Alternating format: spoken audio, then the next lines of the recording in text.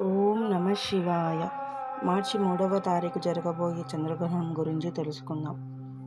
చంద్రుడు మనసుకు అధిపతి. శివుడి జటాజుటంలో అలంకరణగా వెలిగే చంద్రమౌళి ఆ చంద్రుడు కొంతసేపు భూమి నీడలోకి ప్రవేశిస్తాడు.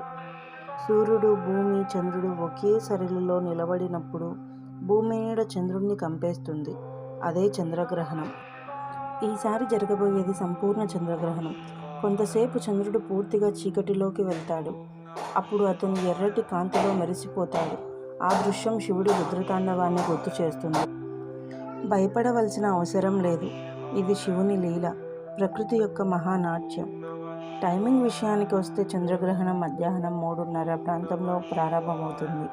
సుమారు 7:45 తర్వాత గ్రహణం ముగుస్తుంది. మన ప్రాంతాల్లో చంద్రుడు సాయంత్రం 6 తర్వాత కనిపిస్తాడు. అందువల్ల మనం గ్రహణం చివరి భాగాన్ని దర్శించగలము.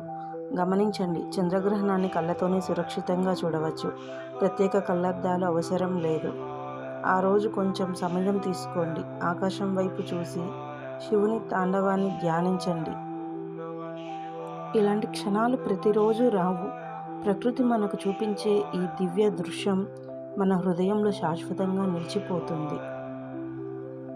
ఆ రోజు రాత్రి కొంచెం సమయం తీసుకోండి. ఆకాశం వైపు చూడండి. మీ పిల్లలతో కలిసి ఈ అద్భుతాన్ని ఆస్వాదించండి. చంద్రుడు కేవలం ఒక గ్రహం కాదు, అది మన భావోద్వేగాలకు ప్రతిబింబం. శివుడి కిరీటంలో వెలిగే దివ్య రత్నం.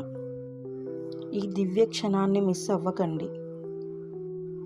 ఇలాంటి మరిన్ని వీడియోల కోసం మా ఛానల్ని సబ్స్క్రైబ్ చేసి మీకున్న సందేహాలను కామెంట్ రూపంలో తెలపండి. ఓం నమ శివాయ. ఓం నమ శివాయ. ఓం నమ శివాయ. హర హర హర హర మహాదేవ్.